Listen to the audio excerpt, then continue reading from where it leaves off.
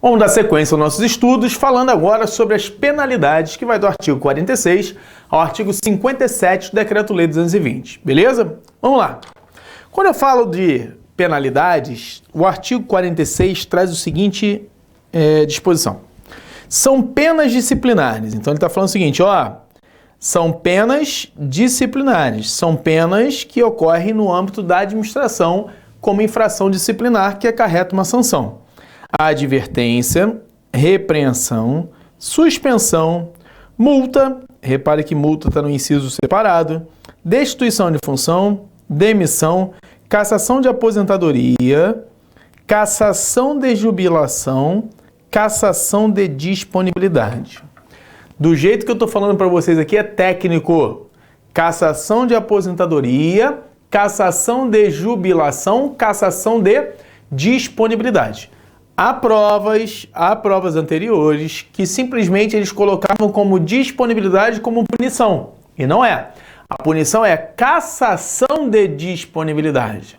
Alexandre, me deparei com uma questão de prova que o cara simplesmente botou o seguinte, São penas disciplinares, cassação de aposentadoria, jubilação e disponibilidade. Botou assim. Marco como certo? Infelizmente você vai ter que marcar, mas está errado, porque a expressão é essa cassação, houve uma omissão em relação aos termos subsequentes, né? Zeugman, então é cassação de aposentadoria, cassação de jubilação, cassação de disponibilidade, tá ok? Só para a gente poder entender como funciona isso daí, que infelizmente nem todo mundo sabe e as pessoas acabam ensinando errado. Então a gente está aqui para poder ensinar de forma correta como funciona, beleza? Então nós temos aí essas penas aí de advertência, repreensão, suspensão, multa e demissão é para cargo efetivo, tá? A destituição de função é para quem exerce função de direção, chefia e assessoramento. Se é a função de direção, chefia e assessoramento, estou falando de função de confiança ou cargo em comissão. E a cassação é a pena de quem é inativo. Então essas aqui é para quem é inativo, ou seja, está na inatividade. Uma expressão pouco usual e pouco explicada nos estatutos, ou na verdade quase nada explicada, é essa jubilação, tá? A jubilação é como se fosse a inatividade do pessoal do magistério, perfeito? Por isso que o nome é cassação de jubilação, porque o professor vai ser jubilado quando ele não tiver condições mais de exercer a profissão de professor. E se ele cometer uma infração, ocorrerá a cassação dessa jubilação. Artigo 47.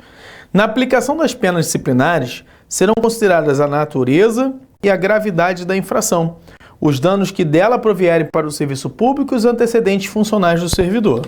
Então, está falando o seguinte, o servidor que comete um ato infracional, ele vai ser punido de acordo com o dano causado, como se deu a situação para aplicar a pena, quanto que ele contribuiu, porque eu posso ter, dentro do mesmo processo administrativo, várias pessoas respondendo e cada um ser punido com uma sanção. Basta um ter contribuído mais e o outro ter contribuído menos. E aí acarretam sanções distintas, né? Diferentes para cada um deles, beleza? Parágrafo único. As penas impostas ao funcionário serão registradas nos seus assentamentos. Por que ele coloca isso? Nós vamos aprender já que a pena de advertência, por exemplo, é a única pena que é verbal. Mesmo ela sendo verbal, ela vai ser anotada no assentamento funcional do servidor. As penas no regulamento, que é o decreto 2479, estão previstas lá no artigo 292. E ela traz exatamente essas mesmas penas que aqui estão. Então vamos visualizar como é que funciona.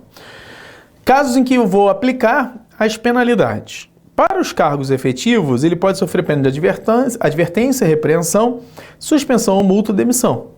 Para os inativos, a pena é de cassação de aposentadoria, cassação de jubilação, cassação de disponibilidade. Para quem exerce funções de direção, chefia e assessoramento, destituição de função de confiança para a função de confiança e destituição de cargo em comissão para os cargos em comissão. Então a gente não pode fazer essa confusão, tá? Cada uma dessas ocupações de cargos ou de funções traz uma consequência, uma penalidade prevista no seu estatuto. Artigo 48. Fala sobre a pena de advertência e quando ela vai ser aplicada. A pena de advertência será aplicada verbalmente nos casos em que houver negligência e comunicada ao órgão de pessoal. Alexandre, se a pena de advertência é aplicada verbalmente, ela dispensa a instauração formal de uma sindicância ou de um PAD? A resposta é não. Mesmo ela sendo uma pena aplicada verbalmente, tem que ter a instauração de uma sindicância ou de um PAD. Ou seja, tem que ter a instauração de uma sindicância, que é uma averiguação menos complexa, ou de um PAD, que é uma averiguação mais complexa. E na hora de aplicar a pena, eu te chamo reservadamente e aplico verbalmente. Mas ela tem que ser precedida de um meio de processo, né? Procedimento, que assegure o contraditório e a ampla defesa, que são direitos constitucionais. Então isso você encontra lá no artigo 294 do decreto 2479 também, dizendo a mesma coisa. Então a pena de advertência é aplicada verbalmente nos casos de quê? Negligência. Então aí tá, ó. Pena de advertência aplicada nos casos de negligência. O prazo para eu aplicar uma pena de advertência é de 2 anos do conhecimento do fato. Então eu tenho, a partir do momento do conhecimento do fato, eu tenho 2 anos. É do conhecimento, tá? Não é do fato. Se eu praticar um fato hoje e só der conhecimento dele daqui a 1 ano, daqui a 1 ano que começa a contar o prazo de 2 anos. E para uma vez aplicada a pena para eu exercer o meu direito de petição dos recursos, é de 120 dias contados a partir da ciência da decisão. Então, tomei ciência da decisão, da aplicação da pena de advertência, eu tenho 120 dias para recorrer, beleza? Já a pena de repreensão, ela não é verbal, ela é uma pena aplicada de forma escrita. Então, ela é aplicada de forma escrita nos casos de desobediência ou falta de cumprimento dos deveres. Lembra dos deveres que nós estudamos? Pois é, a gente estudou lá o descumprimento dos deveres, né? Dever de assiduidade, dever de pontualidade, dever de boa conduta, dever de discrição, de lealdade com as instituições. Lembra disso? Se eu descumprir esses deveres, acarreta uma sanção. Então, ao descumprir ou desobedecer esses deveres, bem como a reincidência específica em transgressão punível com pena de advertência, acarreta a pena de repreensão. Então, a pena de repreensão é uma pena mais grave que a pena de advertência. A advertência é aplicada nos casos de negligência. Já a repreensão é aplicada nos casos de desobediência ou descumprimento dos deveres, que são impostos ao servidor. Os deveres você encontra no decreto 220 ou no decreto 2479. São aqueles deveres que nós já vimos, beleza? Bom, a pena de repreensão será aplicada por escrito nos casos de desobediência ou falta de cumprimento dos deveres. No parágrafo único, eu tenho o seguinte: havendo dolo ou má-fé, a falta de cumprimento dos deveres será punida com a pena de suspensão. Então, eu descumpri o dever intencionalmente, de propósito, de sacanagem. Eu tô com dolo, eu tô com má-fé. Então, nesse momento, a sanção não vai ser de repreensão, porque ela é mais gravosa. Ela vai ser de suspensão. Então, olha o que diz aí, ó. Havendo dolo ou má-fé, ou seja, intencionalmente, a falta de cumprimento dos deveres será punida com pena de suspensão. Está no parágrafo único do artigo 295 do decreto 2479. Então, funciona assim, ó. A penalidade de repreensão, nos casos de desobediência ou falta de cumprimento dos deveres, ou reincidência específica de transgressão punível com advertência, será aplicada de forma escrita, dentro do prazo de 2 anos do conhecimento do fato, e eu poderei recorrer dentro de 120 dias da ciência da decisão, através do exercício do direito de petição. Já no artigo 50 do Decreto-Lei 220, eu trago os casos de pena de suspensão. A pena de suspensão será aplicada nos casos de falta grave, desrespeito à proibição, que pela sua natureza não ensejarem pena de demissão, reincidência em falta já punida com repreensão. Então funciona da seguinte forma, ó. Casos de falta grave. Alexandre, o que seria uma falta grave? Pois é, falta grave Não está determinado qual é o caso aqui no seu estatuto. É mais um exemplo do que a gente chama de conceito jurídico indeterminado. Então a autoridade vai analisar a situação em concreto e, verificando que você cometeu um caso de falta grave, aí sim ela aplicará a sanção de suspensão. Então veio na sua prova escrito falta grave, ou ele deu um exemplo e falou o que constitui uma falta grave, a pena como regra é pena de suspensão. Se eu desobedecer uma proibição e ela não acarretar infração de demissão, eu aplico suspensão. Então o que está acontecendo aqui? O que eu estou analisando é a pena de suspensão, ela fica entre a repreensão e fica entre a demissão. Tudo que for mais leve que suspensão é repreensão. Tudo que for mais grave que suspensão é demissão. Então a suspensão fica meio que no sistema de freios e contrapesos ali, né? Se for mais leve, eu vou te repreender. Se for mais grave, eu vou te demitir. Quando não for nem tão grave, nem tão leve, eu aplico a pena de suspensão. Beleza? Então ele diz aí que nos casos de falta grave, desrespeito às proibições pela natureza não ensejaram demissão, ou reincidência em falta já punida com repreensão, a pena aplicada será de suspensão, que não pode exceder a 180 dias. O funcionário suspenso perderá todas as vantagens e direitos decorrentes do exercício do cargo. Então ele ganha quanto, Alexandre? 0, rosca. Não vai levar nada, porque ele perde os direitos e vantagens de desempenho do cargo. No parágrafo 3º, ele diz o seguinte, ó: quando houver conveniência para o serviço, a pena de suspensão por iniciativa do chefe imediato poderá ser convertida em multa, na base de 50% por dia de vencimento ou remuneração, obrigado, nesse caso, o funcionário a permanecer em serviço durante o número de horas de trabalho normal. Então a pena aplicada é de suspensão, mas você, por conveniência do serviço, converte ela em multa, obrigando ele a trabalhar todo o período e ele vai ter que trabalhar. Beleza? Bom, lá no artigo 296 do decreto 2479, ele traz exatamente as mesmas disposições que estão previstas aí no Decreto-Lei 220, no artigo 50. Então você pode reparar que o artigo 50 e o artigo 296 são basicamente cópia um dos outros, tá ok? Só que a pena de suspensão ela pode ser aplicada nos casos de falta grave, pode ser aplicada por descumprimento dos deveres com má-fé. Lembra, isso aqui é quando a reincidência, quando a repreensão é com má-fé, né? Naquele caso do parágrafo único da repreensão do decreto 2479. Ou desobediência às proibições que não enseja a pena de demissão, ou ainda reincidência em pena de repreensão. Vou chamar a atenção que quando você tem uma falta reincidente de forma específica em advertência, gera repreensão. Se essa reincidência não for específica em advertência, não gera repreensão, tem que ser específica, ou seja, pelo mesmo fato. Já no caso da reincidência em repreensão, ainda que seja outra infração, acarreta pena de suspensão. E a reincidência em suspensão não acarreta pena de demissão. Então, se eu reincidir em suspensão, eu vou suspendendo cada vez com prazo maior, mas ela não vira uma pena de demissão por reincidências, tá ok? Então eu vou sendo reincidente e vou sendo punido com suspensão.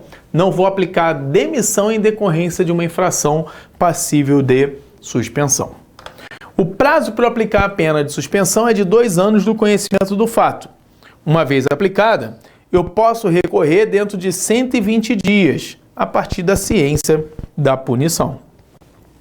No artigo 296, parágrafo 3º, a gente fala da pena de multa, que ela vai acontecer nos mesmos casos da pena de suspensão quando houver interesse do serviço. Se é o mesmo caso da pena de suspensão, significa dizer que eu também vou ter 2 anos para aplicar do conhecimento do fato e 120 dias para recorrer da ciência da decisão. Artigo 51 do Decreto-Lei 220, já fala sobre outra punição. Fala sobre a punição de destituição de função. A destituição de função dá-se-á quando verificada a falta de exação no cumprimento do dever, ou seja, a falta de empenho. Está igualzinho no artigo 297 do decreto 2479. Só que no decreto 2479 ele traz um parágrafo único que complementa. O disposto nesse artigo não impede a aplicação de pena disciplinar cabível quando o destituído for também ocupante de cargo efetivo. O que ele está dizendo? Que ele pode ser, por exemplo, suspenso no cargo efetivo e destituído do cargo em comissão. Ele pode ser, por exemplo, advertido no cargo efetivo e destituído do cargo em comissão.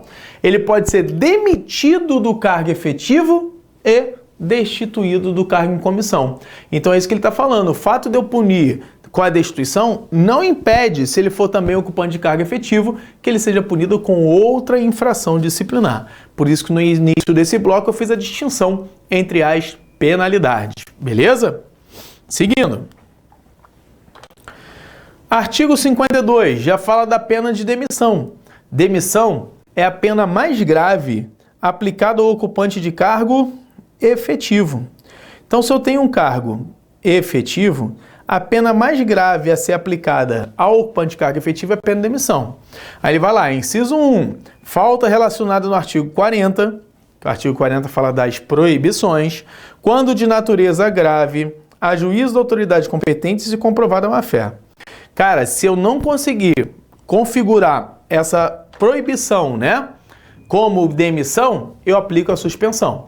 Por isso que ele fala, ó, a suspensão é aplicada nos casos de falta grave, desde que ela não acarrete uma demissão. Então, não acarretou a demissão, mas é grave? Suspensão, beleza?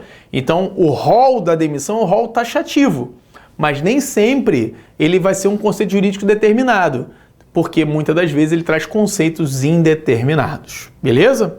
Inciso 2. Incontinência pública escandalosa. O que é isso, Alexandre? Sei lá, pô. Pode ser vários exemplos, né? Tem uma prova recente aí do finalzinho de 2019 que traz o exemplo de uma funcionária que se embriagou no almoço, chegou na repartição, subiu na mesa e tirou a roupa, fez striptease. E aí no final ele teve que falar, o que configura uma incontinência pública e conduta escandalosa. Se ele não falasse, eu não tinha como saber, porque isso vai depender de várias circunstâncias e da autoridade competente para poder configurar essa incontinência pública e conduta escandalosa. Então, a prova sempre que trouxer um exemplo, ela tem que dizer que tipo de conduta é. E aí vai cair nessa literalidade aí, ó. E prática de jogos proibidos, né? Então, você não pode praticar jogos proibidos. Sei lá, bingo, jogo do bicho, são jogos proibidos. 3. Embriaguez habitual em serviço. Está aqui no estatuto, está na literalidade da lei, se perguntar você vai responder. Mas a Organização Mundial de Saúde entende que a embriaguez é uma doença, né? Então quem tem a embriaguez habitual tem que se tratar. Então essa pessoa vai sair aí no tratamento. 4. Ofensa física em serviço contra funcionário particular, salvo em legítima defesa. Cuidado que tem essa exceção, tá? Óbvio que se eu ofender alguém em serviço, eu vou ser demitido. Mas se for em legítima defesa, eu não preciso ser demitido, porque eu estou defendendo a mim ou a terceiros. Então é uma causa de excludente em que eu não seria punido com essa ofensa física e, portanto, a pena de demissão. Beleza? Inciso 5. Abandono de cargo. Aí esse abandono de cargo, lá no parágrafo 1º ele já traz o conceito, tá? É o conceito de 10 dias consecutivos. Eu gosto sempre de fazer você observar, porque se você pegar essa letra da lei, lá no site da LERJ, está desatualizado, lá ele fala em 30 dias, então esquece isso, tá? Abandono de cargo são 10 dias consecutivos de faltas injustificadas. Se eu tiver, olha aí no inciso 7, ausência de serviço injustificada por 20 dias interpoladamente durante o período de 12 meses, o nome disso é inassiduidade habitual. É diferente de abandono de cargo, tá? Isso é chamado de inassiduidade habitual. Inassiduidade habitual em serviço. Eu não falto 10 dias consecutivos, eu falto 20 dias não consecutivos, ou seja, interpolados dentro do período de 12 meses. Eu pego a última falta e conto para trás. Se der 20, configura uma infração que acarreta a pena de demissão. Inciso 7. Insubordinação grave em serviço. Alexandre, o que é isso? Sei lá. Conceito jurídico indeterminado, vai depender. Alexandre, mandar o chefe a merda e não cumprir, pode ser? Sei lá, acho que pode ser, né? Se você faz isso comigo, eu sou seu chefe, eu entendo que é uma configuração de insubordinação grave em serviço. Mas pode ser que teu chefe não entenda assim, e etc. Mas se vier na prova, a literalidade, o que configura uma infração de insubordinação grave em serviço. E ele determina o que é, dizendo que é insubordinação, pena de demissão. Beleza? Inciso 8. Ineficiência comprovada com caráter de habitualidade, tem que ter esse caráter de habitualidade, no desempenho dos encargos de sua competência. Isso daqui também acarreta pena de demissão. E o inciso 9 deside no cumprimento dos deveres que quando você ocupa cargo efetivo, você vai ser demitido, né? Então, falta de exação no cumprimento dos deveres acarreta a pena de destituição de função. Desídia no cumprimento dos deveres acarreta a pena de demissão, conforme previsto aí no Decreto-Lei 220, no artigo 52. No parágrafo 1º, ele traz aquele conceito que eu falei para vocês de abandono de cargo. Olha o que ele fala. Para fins exclusivamente disciplinares, considera-se como abandono de cargo, que se refere ao inciso 5 desse artigo, a ausência do serviço sem justa causa por 10 dias consecutivos. Não são mais de 10, por 10 dias consecutivos. Parágrafo 2º. Entender-se-á por ausência de serviço com justa causa a que assim for considerada após devida comprovação em inquérito administrativo, caso em que as faltas serão justificadas apenas para fins disciplinares. Ou seja, o desconto permanece, né? O não contagem de efetivo exercício permanece, mas você não vai ser punido se você tiver uma justa causa, beleza? Falta justificada é diferente de falta abonada. Artigo 53. O ato de demissão mencionará sempre a causa da penalidade. Isso, na verdade, está expresso aqui, mas nem precisava. A Lei de Processo Administrativo, ela determina que toda pena tem que ter uma motivação, né? Então, toda punição, toda aplicação de pena tem que ser motivado. E no artigo 54, conforme a gravidade da falta, a demissão pode ser aplicada com a nota a bem do serviço público, que é como eles chamam, né? Seria a demissão mais agravada do servidor. Toda essa disposição você encontra também no artigo 298 do Decreto 2479. Bom, então aí a gente já viu as penas de advertência, repreensão, suspensão, multa, destituição de função e demissão. Tá faltando qual? Tá faltando a cassação, beleza? Então vamos seguir aí. Seguindo. Artigo 299. O ato de demissão sempre mencionará a causa da penalidade, isso aí está lá no Decreto 2479, né? O 298, ele fala a mesma coisa que a gente estava falando antes, previsto lá no 220, só para mostrar para vocês o que acontece. Só que ele traz ainda aí, ó, o parágrafo 4º e o parágrafo 5º, que não tem previsão lá, né? Olha o que ele diz aí no artigo 298, parágrafo 4º. A demissão aplicada nas hipóteses dos incisos 1 e 9, ou seja, vamos voltar lá para você ver. O inciso 1 fala da falta relacionada no artigo 40, ou seja, desobediência às proibições. O inciso 9 fala do desídio do cumprimento dos deveres. Quando estas tiverem uma configuração penal típica, será cancelada e o funcionário reintegrado administrativamente quando o pronunciamento de justiça for favorável ao indiciado, sem prejuízo, porém, da ação disciplinar que couber na forma do parágrafo 1 do artigo 291. Então, ele fala que a esfera penal pode vincular a esfera administrativa. E o parágrafo 5º diz: será ainda demitido o funcionário que, nos termos da lei penal, incorrer em pena acessória de perda da função pública. Isso aqui você encontra lá no artigo 92, inciso 1 do Código Penal Brasileiro, tá ok? Que são casos em que você pode vir a ser, por exemplo, preso e não perder a função, ou você pode vir preso e perder a função. Ele chama de efeitos acessórios da condenação, né? Então é a chamada pena acessória em 1979, como era chamada. E aí, nós temos aí a pena de demissão, aplicada nas condutas tipificadas no artigo 298, eu tenho 5 anos do conhecimento do fato para aplicar a pena de demissão e a partir do momento que eu tomo ciência da decisão, eu tenho 5 anos para apresentar o recurso administrativo. No artigo 55, finalmente ele encerra as punições, trazendo a pena de cassação de aposentadoria ou disponibilidade. Observe que ele não fala aqui da jubilação, que é bem específico do pessoal do magistério. Então a pena é cassação de aposentadoria ou cassação de disponibilidade, tá? A expressão cassação se aplica aos dois. Será aplicada se ficar provado em inquérito administrativo, ou seja, num PAD, que o aposentado, no caso da aposentadoria ou disponível da disponibilidade, praticou quando ainda em exercício falta suscetível de demissão.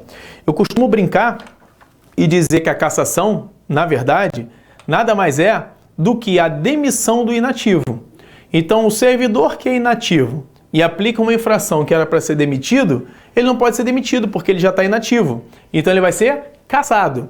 Então eu brinco que a cassação nada mais é do que a demissão do inativo. Para você associar, funciona, mas falar isso está errado, porque demissão é só para quem tem cargo efetivo e a cassação é para quem é inativo, beleza? Inciso 2. Aceitou ilegalmente cargo ou função pública comprovada a má-fé. Se eu estou na atividade e eu estou de má-fé, eu sou demitido dos dois. Mas se eu estou inativo, eu não posso ser demitido, então eu sou cassado. E o inciso 3 fala quando ele perde a nacionalidade brasileira. No parágrafo único ainda, ele complementa dizendo: será cassada a disponibilidade ao funcionário que não assumir no exercício no prazo legal o exercício do cargo e função que for aproveitado. Que situação é essa? O aproveitamento é forma de provimento, lembra? Uma vez que eu sou aproveitado, eu saio da disponibilidade para o aproveitamento.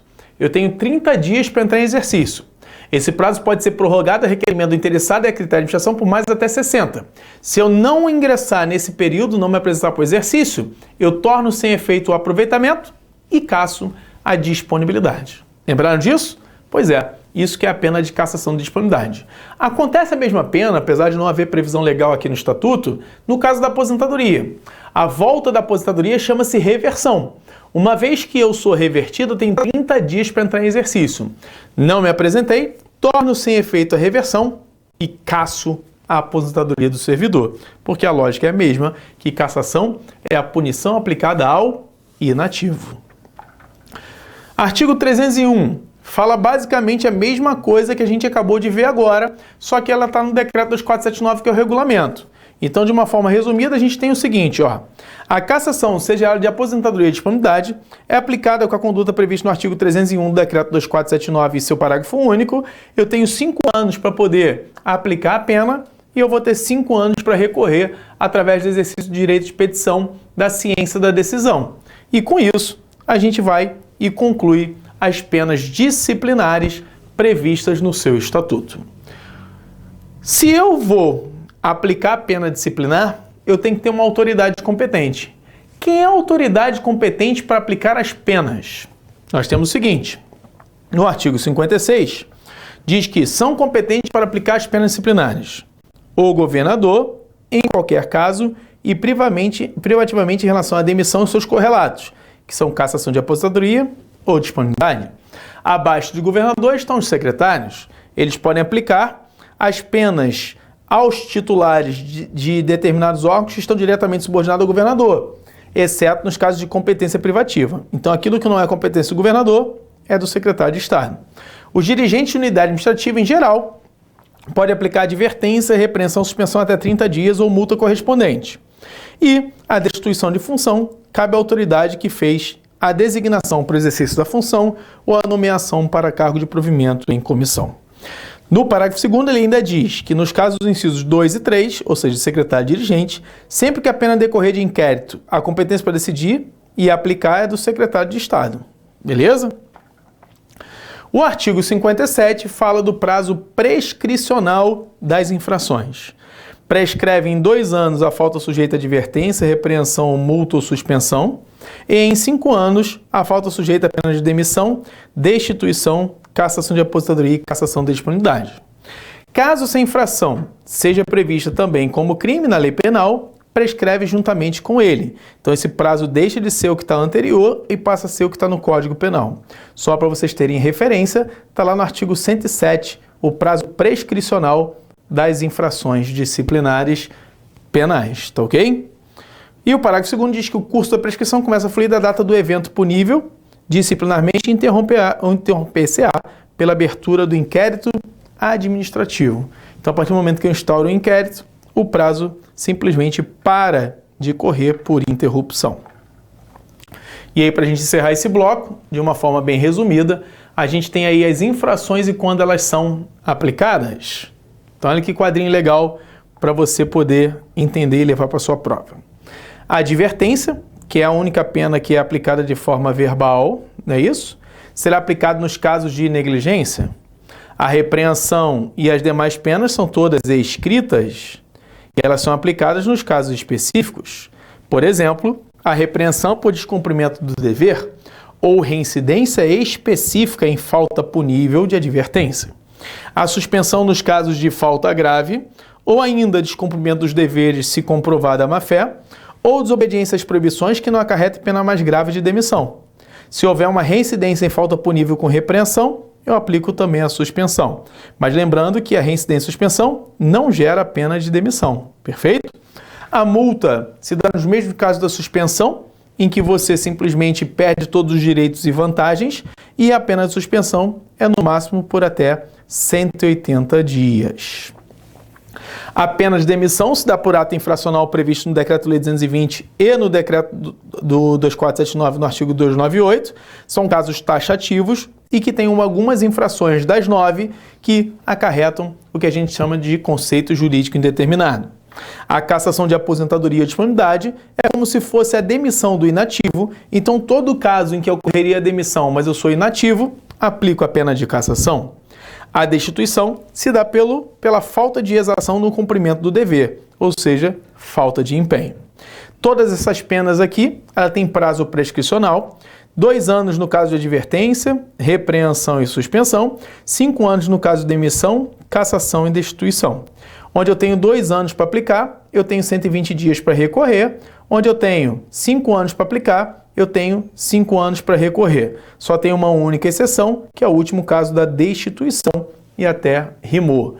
E aqui no caso não ocorre a decadência, e sim a prescrição. Beleza? Bom, chegamos ao final desse bloco e agora a gente vai dar continuidade no próximo bloco, falando dos meios de apuração para aplicar essas sanções.